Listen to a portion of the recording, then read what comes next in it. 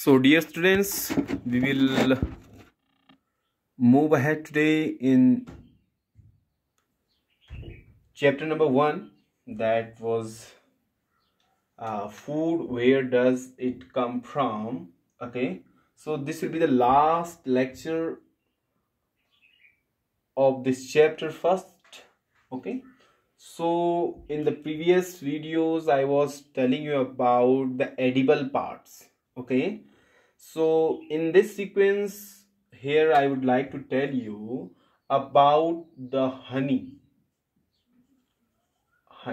Okay, so honey, this is produced by the honeybees. This you must be knowing. Honey is produced or is obtained from honeybees. Okay, so you can write here, it is obtained from honeybees. Okay, so now first of let me tell you the population of honeybees are nowadays declining also. The population of honeybee is declining nowadays, so therefore it's a cause of concern for all of us. So there is a revolution for rearing these honeybees nowadays also. Okay, so usually we rear the honeybees in apiary. We call it apiary, where we rear the honeybees. Okay, the honeybees are reared in these apiaries. So it is provided, those who want to rear the honeybees, those who want to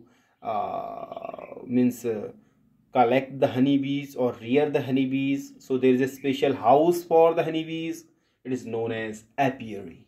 Okay, so it is used, you can write here, it is used for rearing honey bees.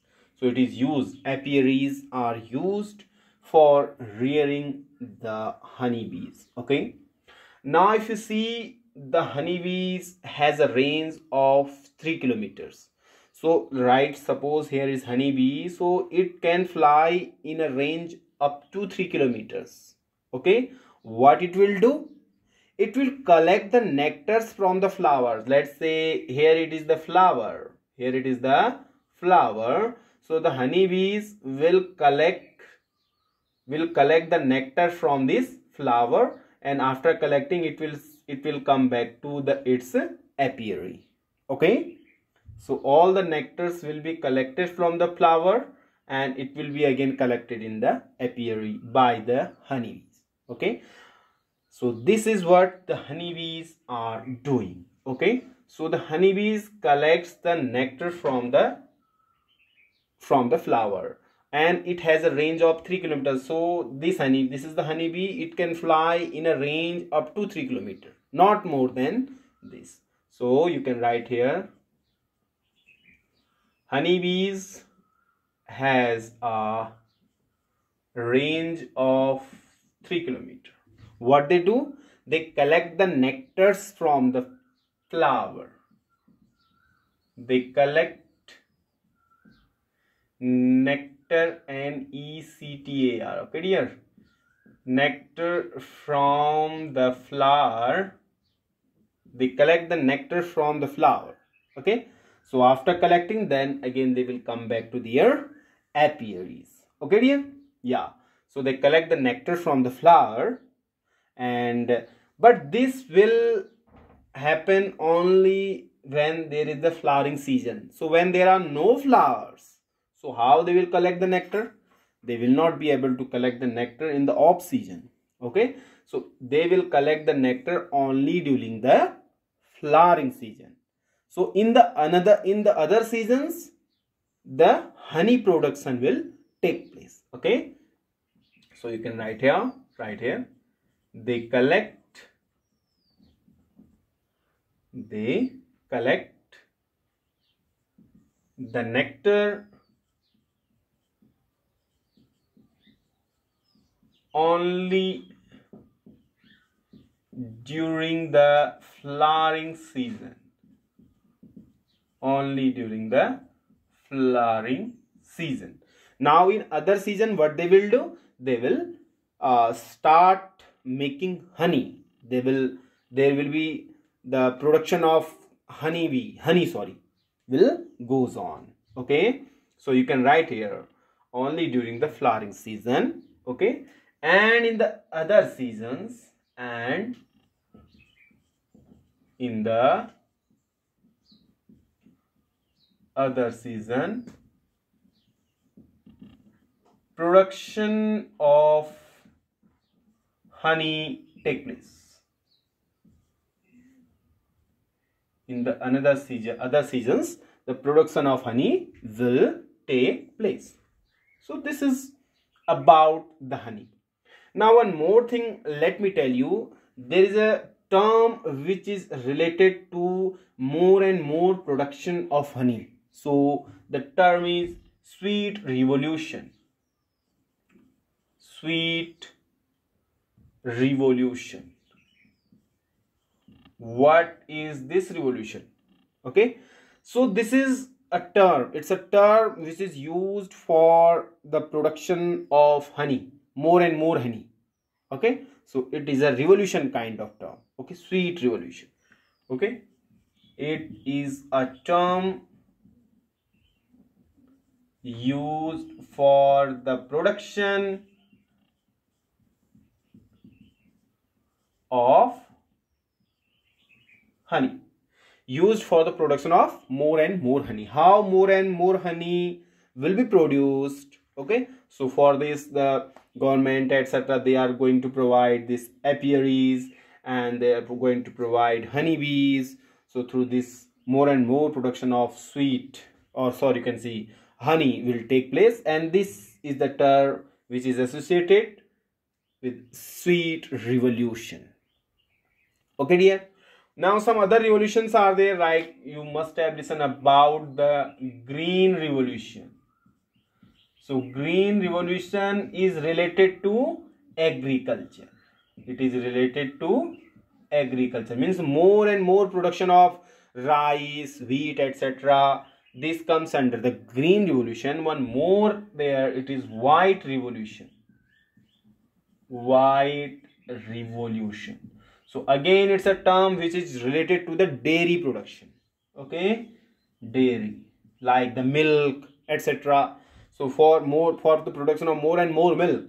Okay, so this is the term which is associated there, white revolution. Okay dear, so just note it down. Then after we will move towards some very important topic, and it will be the last one. Okay, just note it down if you have noted. Now let me tell you about the types of animals. How can we classify the animals on the basis of their consumption? So the heading is the classification of the animals based on consumptions. Okay, this will be the heading now. Classification of animals based on consumption, based on consumption of food. Means what the food they are consuming. On the basis of this, we can classify the animals in 2-3 categories. First are called herbivores. Herbivores.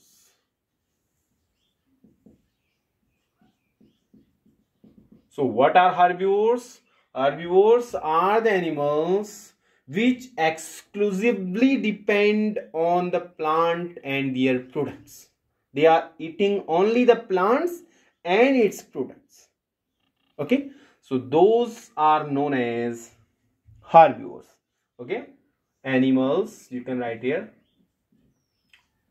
animals which exclusively depend upon the plant and its products are called herbivores. So the example you can take here like cows, you can take here buffalo. Okay, so these are some examples which are coming under the herbivores. Second category is of carnivores. Carnivores. So carnivores are the animals which exclusively feed on other animals. Okay, they are not eating the plant and its products. They are exclusively depend upon other animals. They are eating other animals. Okay, okay. So you can write here animals which exclusively feed on other animals. Other animals are called carnivores. So the example you can take here like lion.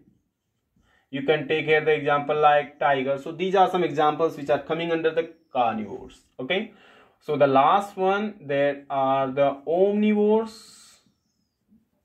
Omnivores are those animals which consume both plant products and the animal products also. Okay. So you can write here which consume, you can write here which consume plant produces as well as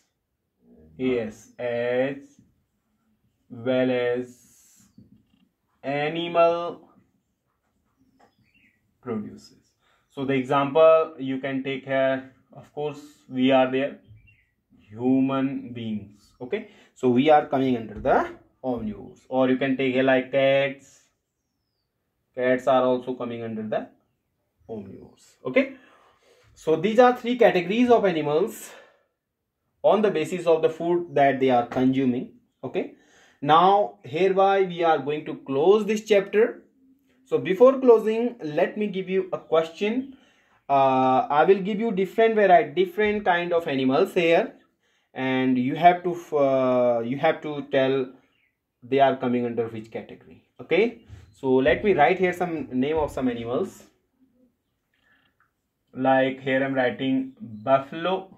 Okay, so second I'm writing like cat, buffalo, here cat, then here rat. Okay, what next you can take here like bear also, like you can take a lizard. Okay, so you have to tell they are coming under which category. Like one I can tell you, buffalo is coming under which one? I think herbivores. So here you write herbivores. Okay, similarly cat, rat, bear, lizard, etc. These are some animals which you have to tell under which category they are falling. Okay, okay, then now we will move to the next chapter. It will be chapter number 2. So here we have closed this one chapter. So hope you have understood this chapter now very well.